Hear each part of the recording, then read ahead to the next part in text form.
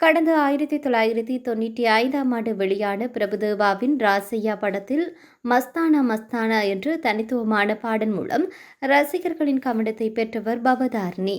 அதன்பின் கார்த்திக் ராஜா, ஜுவன் சங்கர் ராஜா ஆகியோரது இசையில் பாடி வந்தவர் இசையமைப்பாளராகவும் களமிறங்கினார்.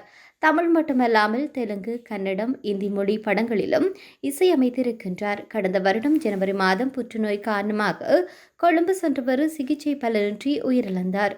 அவருடைய கடைசி ஆசை குறித்து பவதாரணி கணவர் ஒரு பேட்டியொன்றில் கொடுத்திருக்கின்றார். அதில் அவர் இலங்கைக்கு சென்று சிகிச்சை எடுத்த போது பவதாரணி உடல்நிலை மோசமானது தெரிந்தது. எனவே இந்தியா திரும்ப முடிவு செய்தோம். அப்போது பவதாரணி அவருடைய அப்பா இளையராஜாவை சந்திக்க விரும்பினார். அந்த நேரத்தில் அவரும் கச்சேரிக்காக இலங்கை வர அவரை சந்தித்தார். அதுவே பவதாரணியின் கடைசி ஆசையாக இருக்க முடியும் என நான் நினைக்கவில்லை என்று அவர் அந்த பேட்டியில் கூறியிருக்கின்றார்.